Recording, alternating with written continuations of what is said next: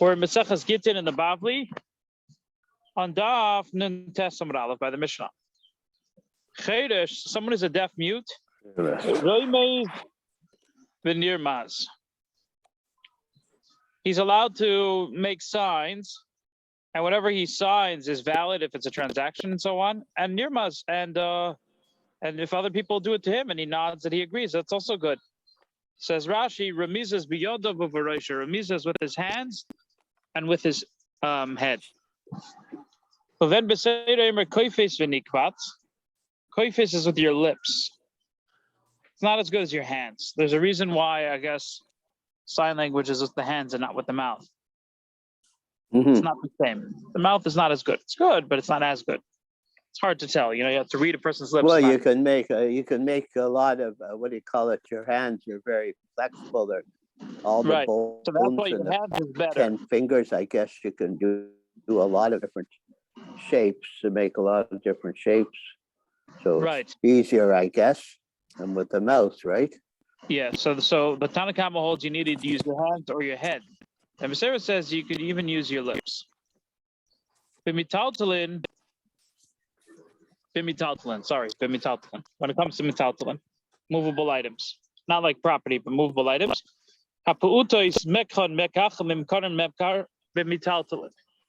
Young kids also, they don't need to use sign language, but they don't have full das. Nevertheless, the Chacham or Mistak and the Chacham instituted that what they buy is considered an acquisition. What they sell is considered a sale. Okay. So again, we have machlokes. Can you use your lips? According to the Tanna Kamma, you can't use your lips, and according to the Ben Becerra, you could.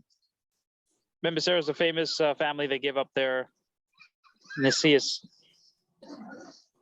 to Hillel HaZaken, who started the glorious dynasty of Hillel HaZaken. The machlokes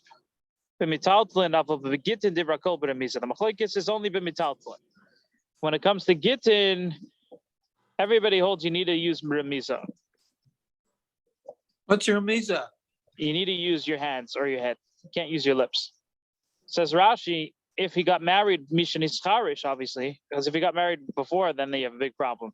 But if he got married Mishan Ischarish, he can use remiza. What's Mishparish? From when he became a deaf mute. In other words, let's say he doesn't know how to write it. Obviously, if he knows how to write it, it's a different story. But if he doesn't know how to write it, I don't think you have to say anything when you give a get. He wants to have the sefer write it for him. Actually, I'm not sure I understand. Yeah, I guess we have to understand clearly that this is his intent. I mean, why can't he just write it on paper? Why is that not good enough? Not sure. Maybe we're talking about he doesn't know how to write. Just knows how to use sign language. So that's good enough. He knows how to write. It's even better. It's obvious. It says mitaltalin. So obviously it's only mitaltalin. Ben Becerra says clearly mitaltalin. You might think even by mitaltalin, not much more so by Gittin. Rashi explains what would be the difference. You could say with a get, he could get married with kvitza. Maybe he could also divorce with kvitza with his lips. Mitaltalin, he could get it by Yerusha. So maybe it's after mitaltalin. Kamash belong the not, and the reason is by mitaltalin dafker Ben Becerra is lenient because of he needs to live. Just like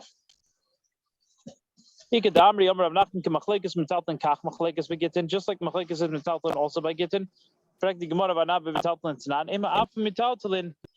Even with mitaltalin, because it's kedei chayav. Even mitaltalin that it's Yerusha, that he got up Yerusha, he could use remiza. According to Ben Becerra, he could use his lips, but you could also use remiza when it comes to get. That's the other version. Interesting. So when we say that you could give a get with remiza, mashmos of Rashi is maybe it's only if you got married with remiza. With remiza, with your lips. You got married with your lips. But if you got married with Sorry, if you got married with kfitza with your lips, but if you got married with remisa with your hands, maybe it would be different. Tzorch iyun. What Rashi's intent is over here. Sounds like Rashi's saying you're for sure allowed to get married with kfitza, even though the Mishnah doesn't get into that. Can you get married with your lips, or do you need to use remisa? It's unclear. I don't think very many people would be able to understand him if he uses his lips. Right. I mean, they're not used to. Yeah, it's true. I mean, seemingly you should say, even if it's Kedei Chayev, you could argue, I could understand the Tanakama. Kedei Chayev, fine, but we gave him an option. He needs to live, but we gave him an option. Use his hands. Why does he have to use his lips? Use his hands, he'll be fine. So it makes, for me, the Tanakama makes sense. It says the next part of the Gemara, the Mishnah, young children, their acquisition is an acquisition, their sale is a sale when it comes to movable items, but not property. But how old do they have to be? There obviously is a minimum age. You can't have a baby doing it. Rav Yehuda showed to Rav Yitzchak's son, someone who's 6 or 7, around that age, 6 or 7. It's very interesting that it says he showed him. What is he showing him? Why does he have to? Why does it say? Interesting, the lashon. I don't know why it says machve. Rafkana Omar kivar shev kivar tamne, 7 or 8. It's interesting. Why did it say 7 or 8? Just say 7 or 8. Why 7? Around 7 or 8. I guess he's saying it's not exactly based on age. It's around that time, and it's really individual. Every child according to his age. Maybe the showing was he was telling Rav Yitzchak his son. He was basing himself. Maybe he was basing himself off his own son. How sharp he was when he was a child. It's possible. We'll see in a minute. Maseches and the Mishnah says 9 or 10. But like pligi, there's no machlekes. Each one was based on their sharpness, and I guess each one also wasn't giving exactly. It was also only around. So it's interesting. Rav Yehuda's son must have been really, really sharp. The time of what's the reason why we're lenient? That the Chachamim established that a Kotan is able to do kinyan, is able to do acquisitions and sales. In order for him to live. Okay, so that's Rav Abba Bar Yaakov and the name Rav Yechanan. In order for him to live. Nobody will give him, he was not going to be able to profit. You're not going to let him do acquisitions and sales. No one's going to sell him a Zionist and they're not going to buy from him. Interesting. Maybe you could argue they should only do it if he's an orphan. Maybe they didn't want to differentiate. And also, let's say he has to help his father in sales and so on. If he doesn't, it's not able to do sales, it's going to be a problem. Vayomer,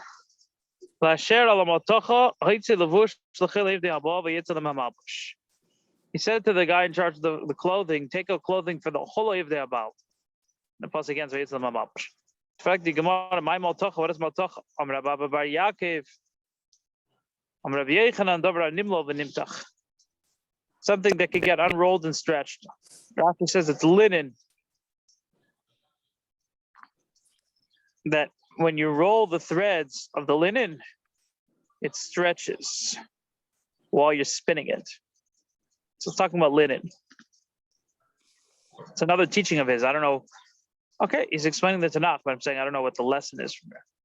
Kilser Rav Dim Rabbi Yechanan. When Rav Dim came from Eretz Yisrael, he said in the name Rabbi Yechanan, Shigur Bunyam Ben Nunyam, very interesting name. But Rab Sivni, V'choimes Sasolo Melmala Sivni. No, sorry. Shigur Bunyam Ben Nunyam LeRabbi. Sivni V'choimes Sasolo Melmala. So what is this? Sivni V'choimes Kam Guza Falgid Dem Guza. These are 4 types of very fine linen. When you fold it up, it's so small, it's like the size of a walnut and half a walnut. Mamish small. And he says, the other 2, Salsola Mamala, Kepistico, Falga de Pistico. Pistico. It's like a gal nut, Rashi says. It's a certain type of nut that the Chazedim eat. Like Rashi explained that when you're spinning it, it stretches. Okay, so the Gemara asks, going back to the Ketanim, Ad Kama, how far is there? In other words, let's say there's a mistake or something happened that they weren't paid market value. How much is a mistake going to be for the sale to be invalidated? Up to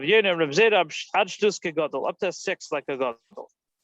Adshtus, the koine is koine. The buyer still gets to keep it. He just pays him back. But if it's more than a shtus, it's as if there was never a sale. It's more than a 6, it's as if there's never a sale. This is an interesting question. What happens if a katan gives a gift? Mela, when it comes to a sale, fine, he has to live. But matana, matana is not in order to live. Is he able to give gifts? Rav Yemar said there's no such thing. No. Mar Baravashi said there is such a thing as the matana. Afchua, they switched the names around. Rashi explains it was a mistake. They sent it in front of Mordechai. In other words, that Mar Baravashi said matana, that a katan is not able to give matana. So he said, Amar lehem, he told them, Zilu Amru Levar Mar, go tell the son of Mar, the son of Ravashi. Wasn't this the case? You have a koi Mar. Ravashi was standing, Chadkari out of a Chadkari Adarga. 1 foot was on the ground, and 1 foot was on the ladder, on the step. But Marnale Matnose Mayim, we were discussing this very case, and we said, what's the din with the matana of a katan? It's interesting. Rashi touches it was a ladder, so it seems like they had ladders going up into the attic. I don't know. Sounds interesting instead of a staircase. So they asked him, "Matnose mai v'amar lon matnose matana." He told us his matana is the matana. Achas matnas shchivmera v'achas matnas bori. Whether we're talking about the matana of a shchivmera or bori, achas matana maruba v'achas matana muetes, a katan is able to give matana. That's what he said. It's very interesting. Tosha says it's dafke matnas metaltalin.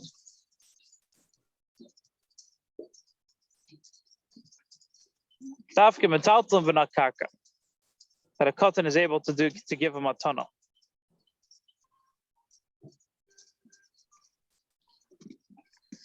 Tzarech Ian. Place your mishpat siman reish lamed hey.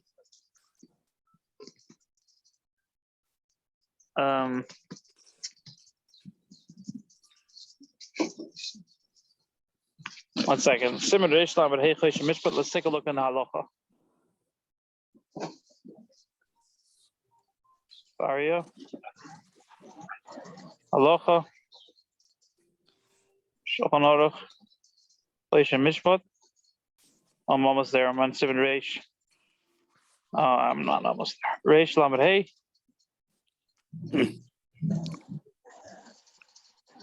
Okay. Koten Chedesh Shaita V'Shikar Mosai Moicher Metaltlin V'Kein B'Shav Ziyot. So it says in the Sif. Koten Ad Sheishona Vein Hakna Yosel Acherim Klum. From until 6 is nothing. From 6 until he comes for a mitzvah, if he knows the whole idea of business. And Ramah says after 10, as long as he's not a shaita. Mekchei, Melkach, Memkar, Memkar, he's able to have matana and so on. But Bakarka, he can't do until he's a gadol. So Karka, there's nothing. So it's interesting. It seems like, now, for example, when it comes to esrog on sukkahs, we usually say that you should not give it to a katan, even if he's going to give it back to you. Maybe over there it's different because it says in the Torah that it has to be lachem, it has to be yours, and this is a takanas chachamim. that he's able to give it to you. Or maybe because we're worried you might give it to a katan who doesn't know tiv masa matan. I have to check in the dinim over there. It seems, however, though, the whole reason why they could do Mekach and Memkar is Kedei Chayav. So how does a matana fit in Kedei Chayav? They're not getting anything out of it. Right. Not only that, they're subject to coercion because an adult can coerce them into giving them a present. Oh, to asking him to give a gift from the state or if he has stuff. That's interesting. That is a strong argument. That's probably the argument to the other opinion. Rashi, the way Rashi explains it, he says, the Ovdu le nayach nafshe. To make him happy, to allow him to give gifts. But I definitely hear what you're saying. In other words, once you're ready, allowing him to do a kinyan, so they'll go a little further when it comes to matana. You're right; it's not enough of a reason, but once you're ready, it's part of the exchange, the ability to exchange items and so on. But I hear what you're saying. Says the next Mishnah, these are things that you're allowed to do because of Darkei Shalom. Kohen reads first, then Levi, then Yishol because of Darkei Shalom. If you have, Rashi explains it's a Takanas Chacham in order for people not to fight. If you have a house that they always put their Ruba Chatzir, so you can't change the house. If they Darkei Shalom. If you have a pit which is close to the stream of water, it is the one who's going to be filled up first because of Darkei Shalom. If you have nets, they're the ones it's stealing because of Darkei Shalom. Because there's no kinyan. Why is there no kinyan? The Gemara will talk about it. Yesi says it's gezel. You take from the person's nets. They find something, a chedshet and cut and find something. It's gezel because of Darkei Shalom. It's interesting they were not saying Kedei Chaya because that's not what they were relying on to live. This is a mitzvah. They found something. So Darkei Shalom, you don't want to make fights. Chum have the koyach when it comes to hefker. V'yesi yomer gezel gomer. But V'yesi says it's gezel gomer.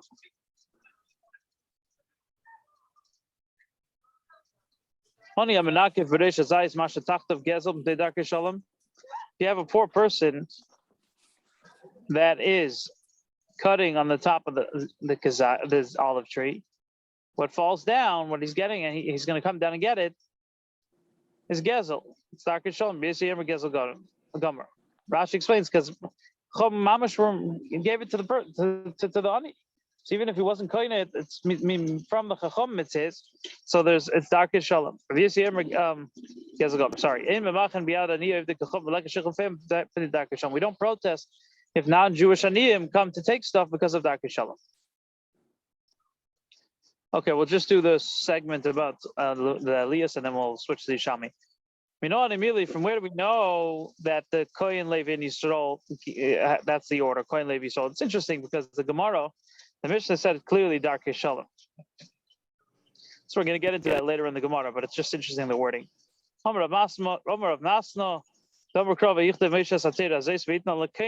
It says he wrote the Torah and he gave it to the Kohen B'nai Levi. What's he trying to say? Of course we know. Why is it supposed to say that? When Moshe gave it to them, he wanted the Kohen to read it first and then the Levi. Says in the pasuk, they will come al piem yekol riv v'chol noga. When it comes to tzaras, the kohenim will do it, and it says kohenim b'nei Levi.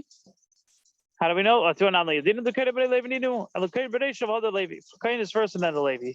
Rashi Amram Me'ocha. Rashi has another raya. B'nei Amram Aaron and Moshe. Sons of Amram were Aaron and Moshe.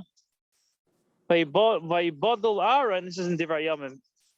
Like Dishay Kodesh Kadashim, to make him holy, the holy of holies. So Aaron was holier. It's interesting. Alts Kedusha, Aaron was, sort of based on this, Aaron was holier.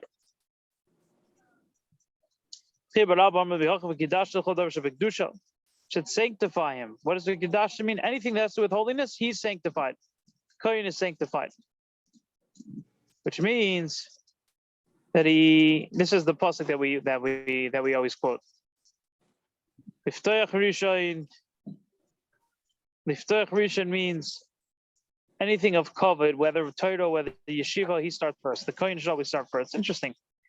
Like people maybe do it with the Torah, but not necessarily. Like if you have like let's say Yarchei Kala or you're doing speeches, you should always have the kohen speak first.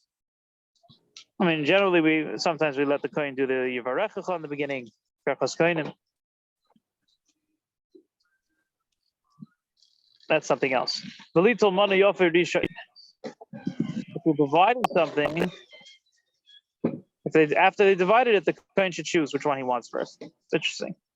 So, David, we're saying all of this is Midei Darkei Shalom, but then they're basing it on Pesukim. So that's not Darkei Shalom, that's based on Pesukim. Right, that's what I mentioned. So that's the next question, the Gemara.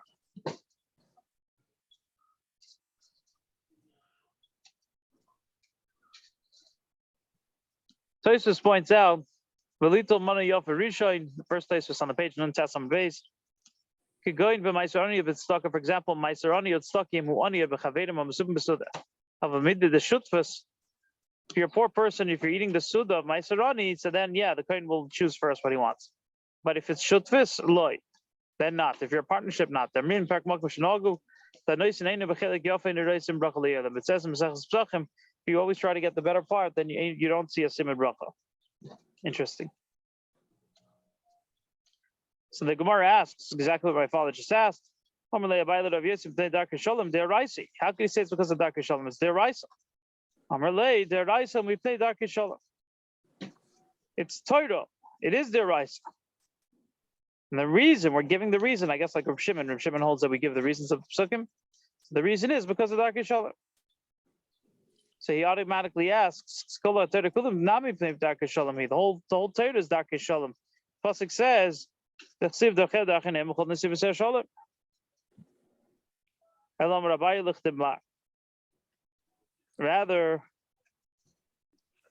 Abaye says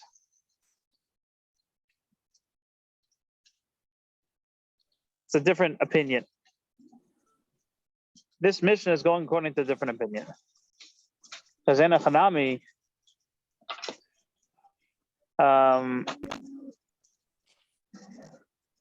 because Eino Hanami, according to all these other opinions, it's their Raisa Mamish. The Tanya, it says in the Raisa, if you have two people that are eating from same... what does it mean, lichtamar? What does that mean? Amar Abai lichtamar. It's according to Mar. This is going according to Mar. Our Mishnah is going according to Mar. And who's Mar? He's going to say. He's going to carry it out. He's going to tell us.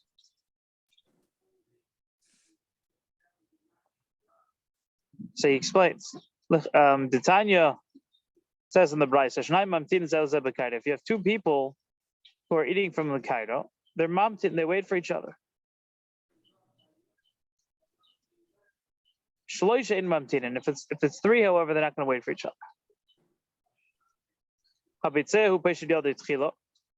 The person who's cutting, person who's saying Amaitzi, Rashi says we're talking about the balabais. He's the first one who takes from the Cairo to put it on his bread. They would eat they had the condiment to put on the bread. In Balach Lekavah L'Rabbanim Sh'Godim Ben, it's just beyond. If he wants to honor somebody who's greater than him, he's allowed. V'Omer Mar Allah, and Mar said on this, and Mar, according to Rashi, is Rabba Bar Nachmani, because that was his rabbi. So whenever he says Mar, it's Rabba Bar Nachmani. So Rabba Bar Nachmani explained this Brayso to be saying, L'Shano L'Besuda, this that we say that he's chaylik over the rabbi is Besuda. It's by the meal. But not in the shul. You don't give cover to each other so that they won't fight. There's people, everyone's going to fight and say, oh, you're letting him skip, you should let me skip, and so on and so forth. So in other words, so I don't know if I explained it right. It's their Raisa. Our Mishnah, the Darkei Shalom of our Mishnah is like the Rabbi Bar Nachman explains this Brayso, which is You can't change it. You can't be moichel the kavod. You're not allowed to give up your aliyah. You're not allowed to give up the aliyah of kohen. Kohen can't give it to Yisrael and say, "Oh, you're greater than me, so take it." Why? Because of Dr. Shalom. This is the type of thing you don't give up. It's only on Shabbos and Yom Tov that you're not allowed to give up your honor. The Kohen's not allowed to give up his aliyah. But on a Monday and a Thursday, not. Then it's no problem. It's interesting that Hayil Mamish, a lot of times the Kohen just walks out. So he's not really giving it up. He's not there, whatever. L'chayda, based on the reasoning of this Gemara, it's better not to. At least on Shabbos. Because if he walks out, then you're leaving it an open field for everybody to start fighting. Why him, not me, and so on. I guess we're more civilized today. I don't know. Maybe not. The Gemara, Aini, is that so? Ravuna would take Kohen on Shabbos and Yom Tov, and he wasn't a Kohen. Even Rav Masi, who were the most chashuv of Kohenim in Eretz Yisrael, make of have a kaifile. They were bottled him. So therefore, he was allowed to read Rishon because all the Kohenim were bottled him. So he was like on a very high level. So you can't just be the most prominent Yisrael in your community. You have to be literally like, it seems like you have to be mamash the Gadol Hader. So it's a very important Taisus. Some Taisus and Abu B'Shenim Chamishi Loi says Taisvis, second Taisus. That's only for them, for the Kohenim, because during the week they were busy and it wasn't a lot of people there. Okay, I'm over here. All right. But for us, there are a lot of people. So Monday and Thursday is the same thing. So Taisus points out what I said. You have to be most chashuv in the whole Eretz Yisrael. Rav Huna was the most chashuv in Eretz Yisrael, but you can't just be the greatest of your city.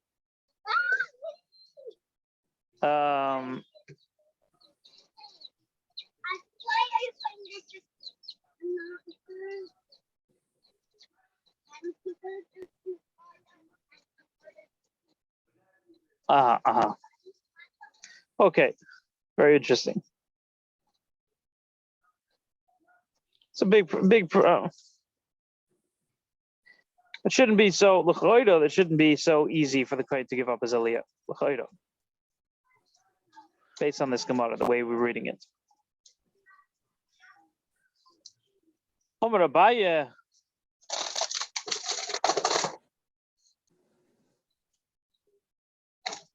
We're running out of time. Omer Abaye said, "Nakdina and Insham Koyin."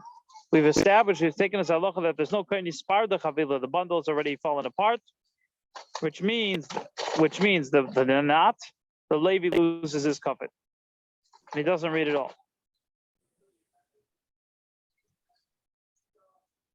Rashi says the first explanation is that the Levi mamish doesn't get an aliyah. Second explanation is you could give him the aliyah, but he doesn't have to be first. Interesting.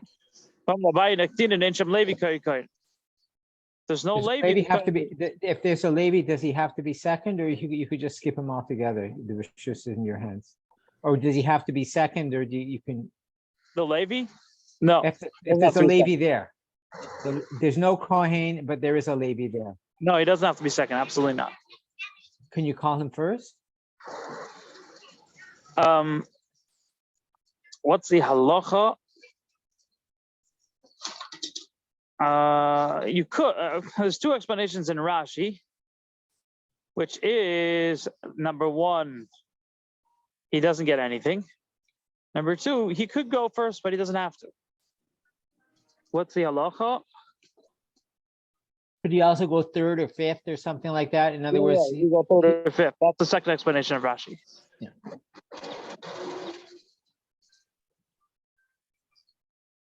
I'm gonna look it up. I have to check. Okay, I'll just look now. I guess I have it open.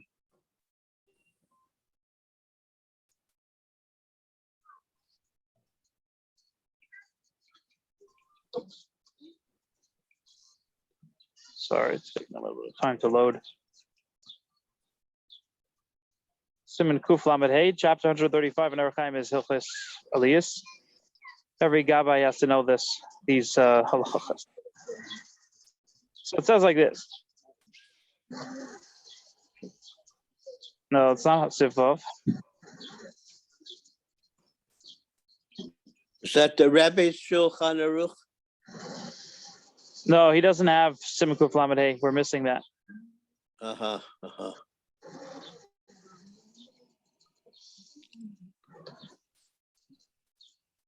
Nitparda החבילה.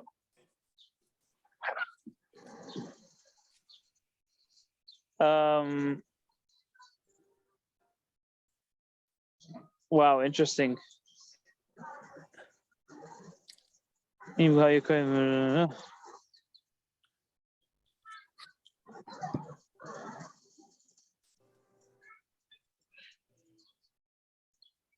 know, I have to check again because I don't see in Sivov this din.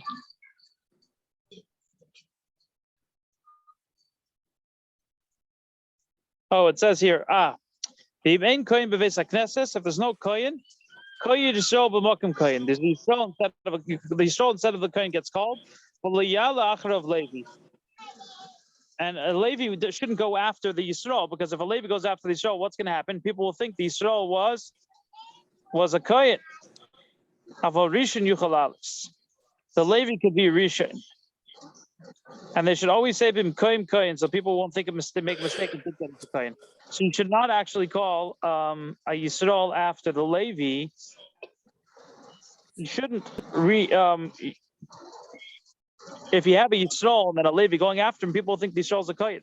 So rather, the Levi shouldn't take his regular aliyah. He should not take the second aliyah. He should take the first aliyah. That's what it says here. He should only get the first aliyah.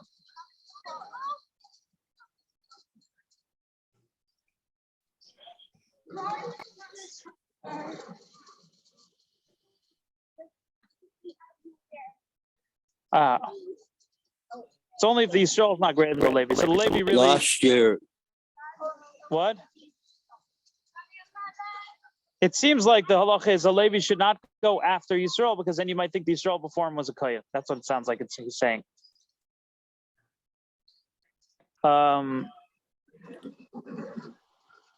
Okay, I think we'll actually stop here just so we'll have time to do a little bit of Yerushalmi. We'll start again from Amar Abaya. Okay. Amar Abaya. I realize that we skipped a little bit of Yerushalmi, I think. I'm pretty sure. So maybe we'll fill it in now, and then we'll start from Halacha Gimel. We're on Uksubas Isha Beziburis is Chaf Heyam with Bays by the two dots. I don't think we did that. What is it in my book? It's Chaf Zayin with Aleph on the bottom. Uksubas Isha Beziburis. Chaf Zayin? Yeah. Oh, we're in Perek Shishi, Chaf Zayin, and how does it start? Of Zayin with Aleph is Uksubas Isha Beziburis. It's like just a few lines on the bottom of the page. Oh, well, I have the different pagination. Chaf. And in the art scroll, it's Chaf Heyom with Bays 25b. Where in 25b? Uksubas Isha Beziburis by the two dots. It's about 10 lines on the top of the page. I think we missed a little shtickle, because when I was uploading them online, I couldn't find it in the recordings.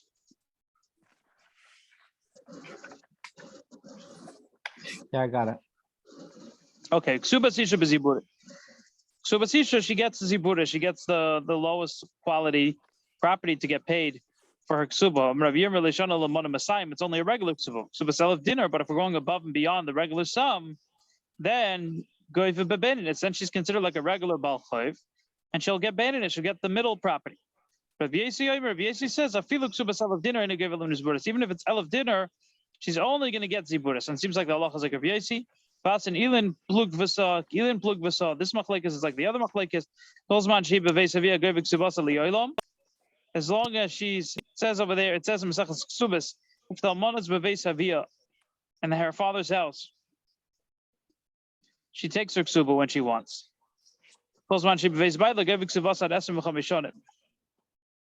She gets up to 25 years if she's beveis baila.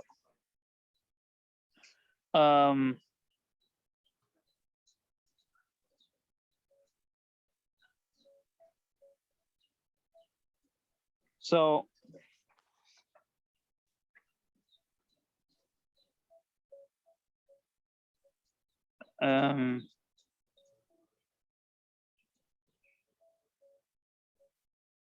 what's Saka the Pshat?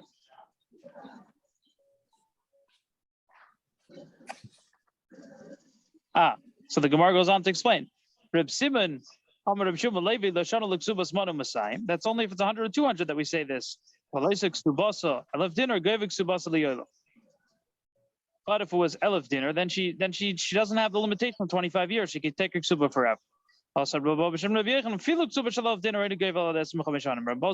Yochanan, even a ksuba of 1,000 dinner is only 25 years. So this is the same machlokes. According to Reb Simon, elef dinner is different.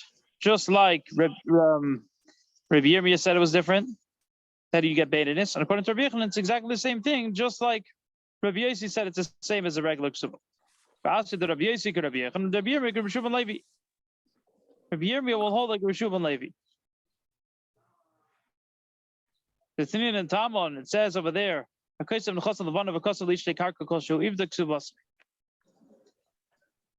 was taught that if you wrote to your woman, to your wife, karka, and she was quiet, she loses her ksuba. Rav Amr Mizak al Yoda. Rav says we're talking about that through her, you were mizaka through her to her sons, and she was quiet. Shmuel Amr Mechalik Lefenei, you divided her, even if you divided in front of her, then she loses her ksuba. V'yesem Mechanina Amr Mikul ksuba shanu kan. V'yesem Mechanina said this is from the kulei ksuba.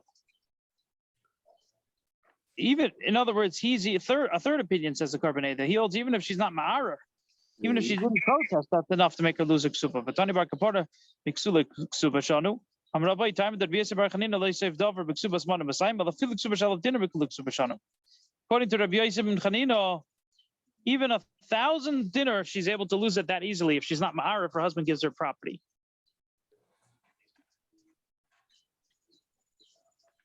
Just explain the last. Explain the last part. Just simply, I don't get it. Oh, there's a machloikis. Basically, if you write to your wife a small piece of property, that means that she's taking it instead of her ksuba. That's like, so to speak, instead of her ksuba. If he didn't give her anything, if he's dividing up his property and it didn't give her anything, so then of course her being quiet is nothing, because we'll say she just wants to make her husband happy. But if he gave her something and she didn't protest, so then she loses her ksuba. That's instead of her ksuba, the property that he gave her, because she's moichel, she forgave it. So Rav said it's only b'mizak al yadeh. It's only if you actually used her to distribute the property. So that means for sure she's actively participating. So of course she's allowing her ksuba to be lost. Shmuel says if you're machalik lefanel, she divided in front of her, even if you're not using her to divide up the property, she's also being moichel because she's getting that small piece of property.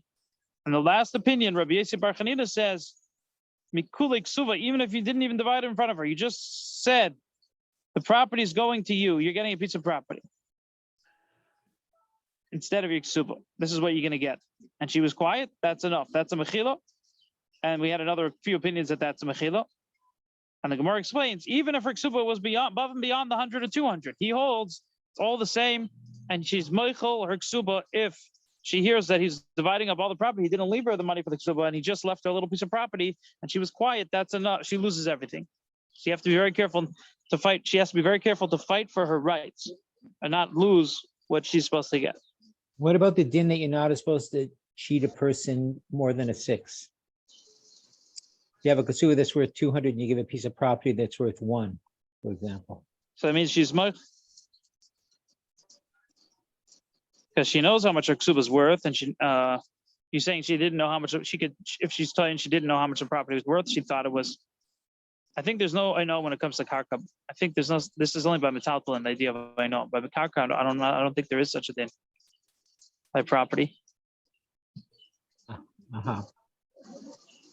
But here it's also the din of mechila that we say she forgave it. But if she's telling that she didn't realize the property was worth so little, then maybe she might have a taina. She might have a taina. She says the mechila was only because I thought it was much more valuable than it was. I only found out that it was a neglected piece of property. That might be a taina for Bezdin.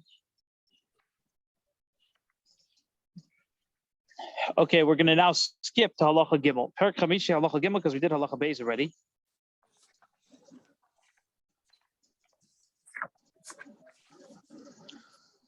Okay, halacha gimel. We're on page Chav Vav Amud Aleph now. Just say about Halacha Gimel? We're skipping to halacha gimel because we did halacha beis already. I still think we did that piece in Yerushalmi, but I'm not sure. If you want to. What? I'm sorry? I just need your name. My name's Barry.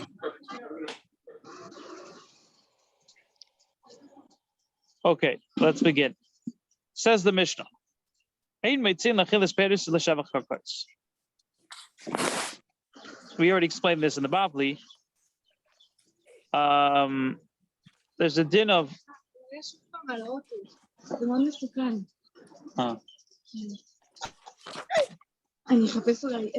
לא, אתה יכול לשים אותו פה.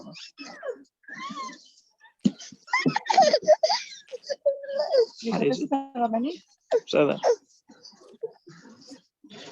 Okay. I'm going to take like just maybe. Okay, I think it's okay. We're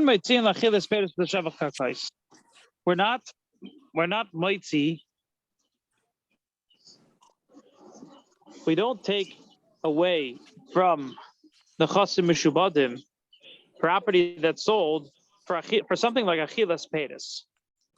If we're talking about something that's not kotzav, it's not defined, like the peiros that the property is gonna produce, we're not gonna. If the guy owns it because he ate it legitimately, so then you do not take away from the chasim mishubadim for this. So the shevach kargois, or for shevach kargois for if the property was improved, and to feed the woman and her daughters. Because of tikkun olam. Somebody who finds a lost object do not make an oath because of tikkun olam.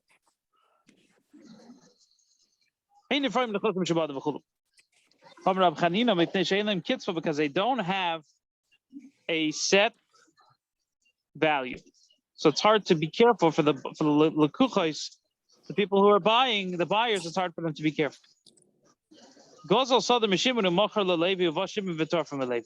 If he stole a field from Shimon and sold it to Levi, someone sells it. This is very confusing because in the Yerushalmi, there's the Gersois are all over the place with the Mefarshim. So Gozel saw the Shimon Levi, someone who stole a field from Shimon and he sold it to Levi. So Reuben steals a field from Shimon, he sells it to Levi.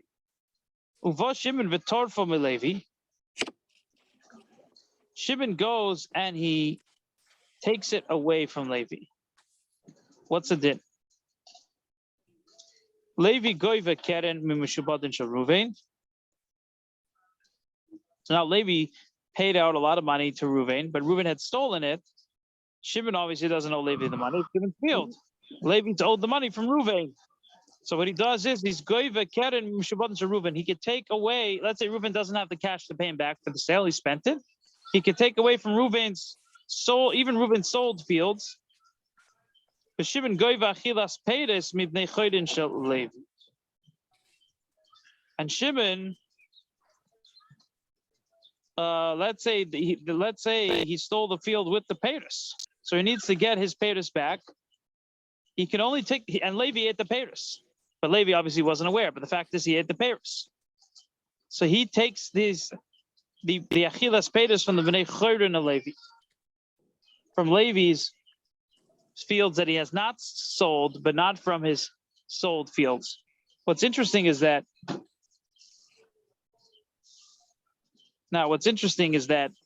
Levi, when he's getting his money back from Reuven, is he getting the full value of the field, including the peiros? Very possible, because he sold it for a set amount. But the fact is, Shimon needs his peiros back, so he's getting it from Levi. Levi's going to get. Seems like Levi's getting everything, including the peiros from Reuven's field. At least that's the way the Yerushalmi is reading. And Shimon, however, is getting his part. His peiros are missing from Levi's bnei Chayrin. Homad Levi v'shbiach.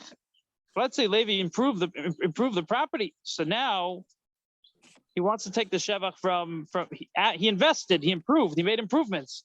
So Levi goes to the Kerem Shabbat Reuven. The actual field that he bought, he takes from Reuven's sold properties. Now, no, that's obviously you have to change the gearsus.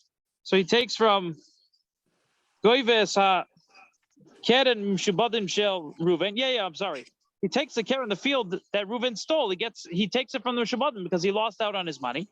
The Goyves HaShevach, the improvements he takes, Mibnei Chayrin Shel Shimon, from the fields that were not sold of Shimon. Reb Chia b'shem Rabbi Yochanan Omar, Hu shekodam mikchei shel zeh l'shivchei shel zeh. That's only if he bought it before he made the improvements.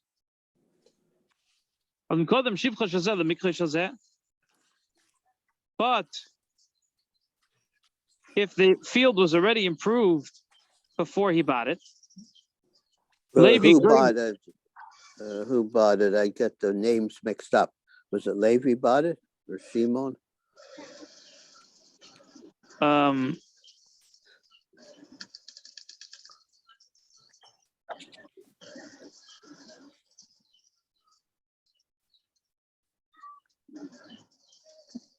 me see.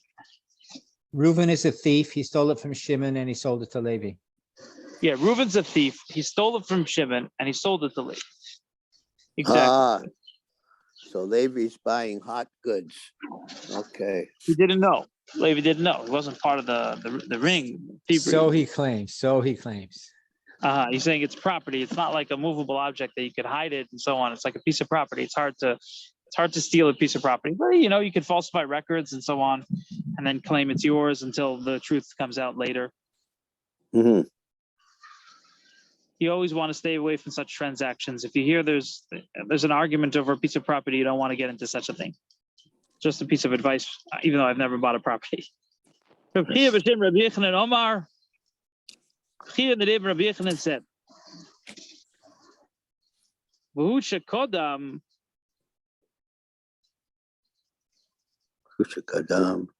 Let's say you have a lekeach who bought a field from the Nigzal. So let's say Yehuda. It gets a little more confusing now. That's what the Mefarshim are explaining. I would explain it differently, but I'll be mevatel myself. So there's the Nigzal is Shimon, and somebody bought a field from the Nigzal. So so that's his nechasim mishubadim, right? Now I understand.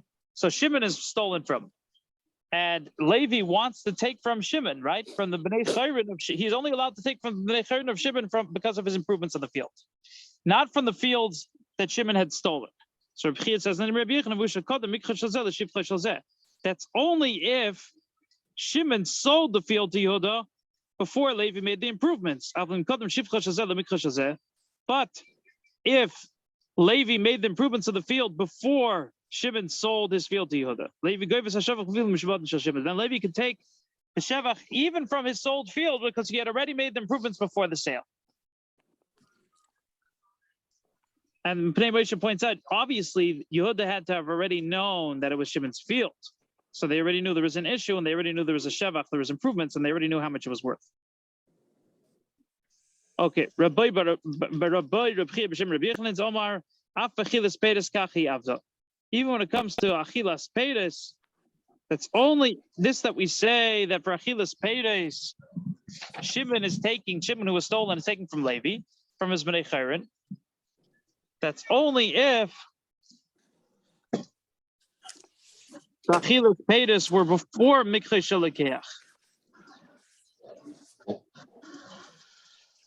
No, that's only if the Achilas Pedis were before. It's only if the Achilas Pedis of Levi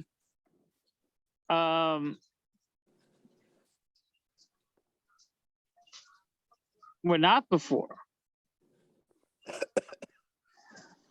If Achilas Pedis of Levi was before Yehuda bought it from Shimon,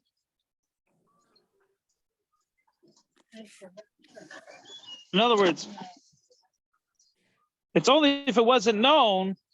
No, we're talking about Levi taking from Levi ate the fruits, and he wants and now Shimon wants to get his money from Levi. So he said he can only take from Levi's Bnei Chayrin. That's only obviously if he had eaten the fruits before he sold the field. But if he sold the field after he sold the field, but if he sold the field after he'd eaten the fruits, so it's a different story.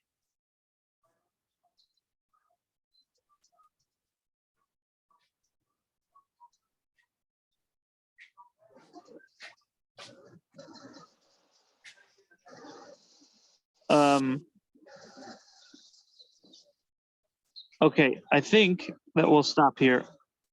I read through this once, but I think I have to read through it again. So we'll take a break and I'll have to make sure I understand everything. We're actually very behind with the Yerushalmi than the Bavli. Have a good Shabbos, David. Thank you. Good job. David, did we start at a Fik? What? Do we start at a Fik? Is that where we?